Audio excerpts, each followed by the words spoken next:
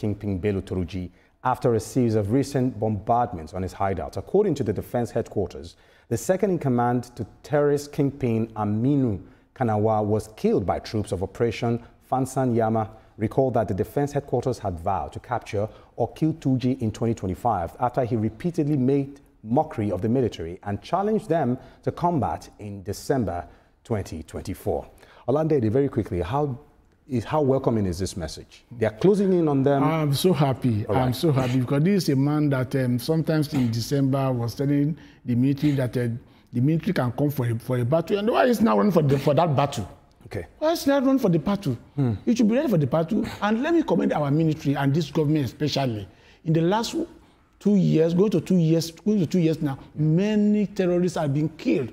Not just terrorists, their leaders, their commander have been killed in Northwest, North Central, and Northeast. Right. I just want to say a very big thank you to our military, that the government should give them more support. 2 days are numbers. 2 days are numbers. To me, if you did have run, it challenged them, and they took up the goal by facing him. Why is he running? Why is he not running? Ibrahim Garba, very quickly, the intelligence deployed that gave the troops victory in killing Bello Turji second in command. Can this intelligence be sustained? And is this a sign that we might be edging towards a total annihilation of the insurgents?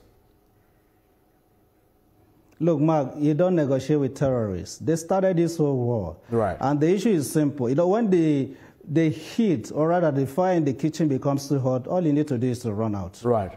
Turji, or whatever it's called, Bello Turji, is, the next thing you should do now is to surrender. And the military are saying, no, we are taking this war to you. There's no hiding place.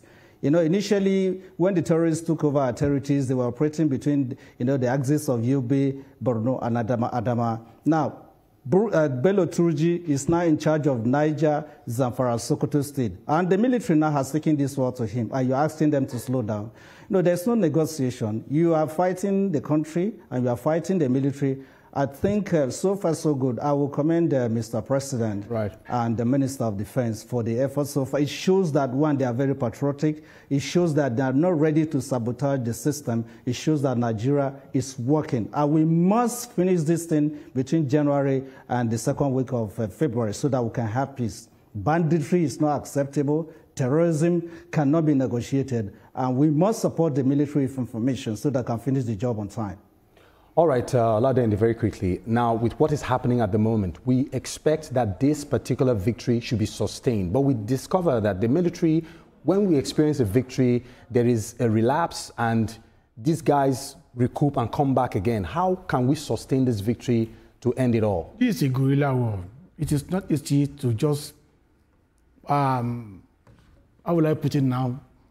Deal with them once and for all. It's a guerrilla war. And these are people that it's not a conventional war. If it is a conventional war, you can say, oh, it can be done very immediately and it will be over. And I just want to comment that the pace, they should not reduce the pace of what the military is doing now in the northeast, in Borno. Just about 2 or 3 days ago, many army officers were attacked at their barrack, and many officers died in the course of the attack of the Boko Haram. But let me tell you, for those who have been sacrificing their life for Nigeria, we should appreciate them. For us to just end the war against Boko Haram, terrorists and the bandits, just like that, it is not an easy thing at all over the world. In Sri Lanka, it took them so many years, more than 40 years in Sri Lanka, before they can overrun the bandits and terrorists over there. And see what is happening in Somalia now. It has been there for how many years? For more than 10, 15, 20 years.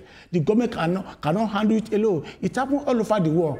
Even in Afghanistan, in Syria, it is not easy to fight a guerrilla war and for the government to win just swiftly like that. It is a continued, and I know that we are getting there. Unlike before, when we have about 14 local governments under Boko Haram. But today, they don't have a single local government or a community where they are well established. In those days, they used to come to Abuja, they come to Kano State, they come to Kaduna State, they come to almost in Badagry. They try to overrun Maiduguri rather. thrice. But now they have been exterminated to some extent, but it cannot be, it's not just an easy thing for them to just clear them like that, as if they are fighting a conventional war. Thank you very much, Oladeni, for your time on the show. We appreciate your presence. Ibrahim Garba, we also want to appreciate you for also coming on the show for us. Thank you so much. My pleasure. All right. That's all on Newsweek this evening. We'll join us next week for another interesting episode of the program. My name is Marco Tabo. See you next time.